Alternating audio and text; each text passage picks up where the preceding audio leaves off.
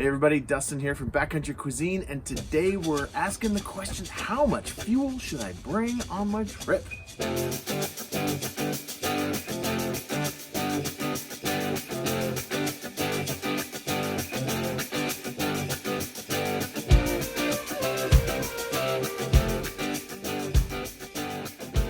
All right, so, that's a hard question to answer, honestly. It's really like an equation. How much fuel does it take to cook one meal? And then how many meals are you gonna cook on that trip? Times that many times. So that's it. That's your answer. But it's, it gets a little more complicated than that, of course. So let's start off with the most important one, which is how much are you gonna cook? So how much water are you bringing up to a boil? So for me, I typically use about 2 cups of water. So I'll fill this up to 500 milliliters. So I've got it at the 500 ml line now. I want to first measure the weight of my stove, or my canister. Got my little postal scale here. 10.6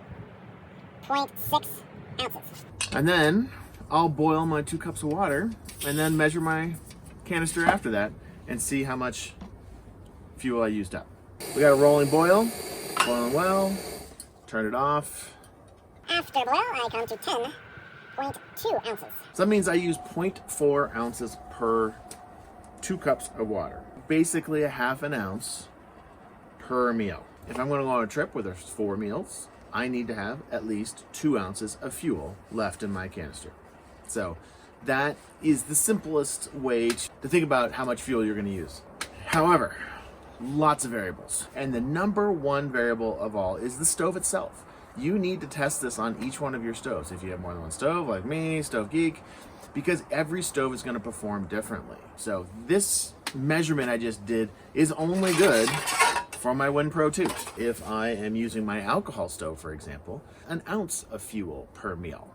So I just need to know that, right? If I'm using about a half an ounce, a little less than half an ounce, for my white gas stove, I need to know that it's almost an ounce for the alcohol stove. The second most important, and this is actually probably going to be the one that's going to throw most people off, is wind. Wind is a killer for stoves, especially for alcohol stoves. Alcohol stoves are really hit hard by wind.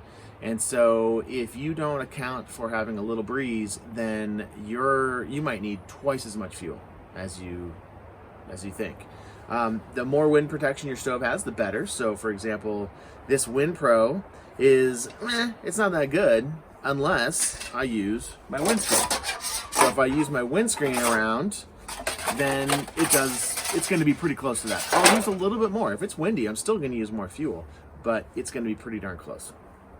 If you have a stove like the Pocket Rocket or Pocket Rocket Deluxe that sits on top, you can't put a windscreen really around a canister stove. You don't want the heat that's coming here to get down to that canister. Blowy. Your canister up. That would be bad. So you can't use a windscreen for that. Pocket Rocket Deluxe is a little bit better with wind than the Pocket Rocket is. Not that much, just a little bit. Now let's say you're at home and you're doing a test before you go for a trip, and you're like, well then what if it's not windy the day I'm testing? Bring out a fan and just put it off to the side. It doesn't have to be like killing it with wind. Give you a sense of how much extra fuel you might use if it's windy. Wind, definitely number 2 big contributor to fuel usage in the backcountry. Do you use your lid or not? Right? Sometimes we would say, oh yeah, no, I always use my lid. But then when you actually go out there, you're not, because you're stirring your cooked meal the whole time, which is another one. Not just keeping your lid on, but also, are you simmering your meals? So that's not how I cook. I bring it to a boil, I take it off, I put it into my cozy, and I'm done. If you bring it up to a boil and then simmer for 5-10 minutes, well then you need to account for that extra fuel usage. You're gonna wanna actually cook a meal and see how much fuel you go through. That's why pot cozies are so awesome. Do you use a heat reflector? Something at the bottom here, when that heat gets to the bottom, reflect it back up? Or are you gonna use your windscreen? Honestly, the pot itself. So if I cook this using this pot, this wider based pot, will be different than if I use my little Titan kettle.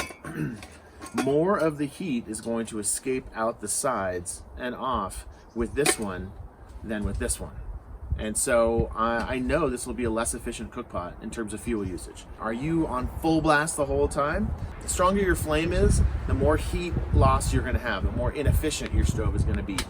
Temperature of the water makes a difference. So are you pulling it out of a lake that in August when it's pretty warm, or are you taking it out of this stream that is fed by a glacier? But let's talk about snow. If you are snow camping, you're gonna use a ton of fuel. And so you wanna make sure you bring extra, which is kind of the most important about this fuel usage thing. I just want to make sure you know, bring way too much fuel. It's so much better to have too much fuel at the end of a trip than too little.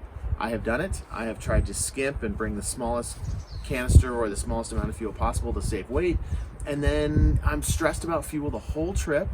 And one trip I ran out of fuel for my last 2 meals and I had to eat them cold and they weren't fully rehydrated.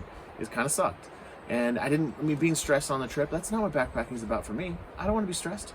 I want to be enjoying myself. So bring extra fuel. What I usually do, once I figure out my situation, then I'll typically add another 20% to my fuel usage just as an overage for any other things that might be going on. Don't forget about hot drinks, right? You might have 4 meals, but maybe you have 2 cups of coffee every morning too. You've got to factor that into your calculations.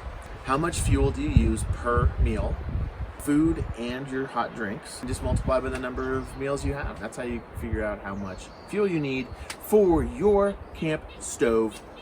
All right, everybody, take care. Bring extra fuel. I swear, super important. And eat well.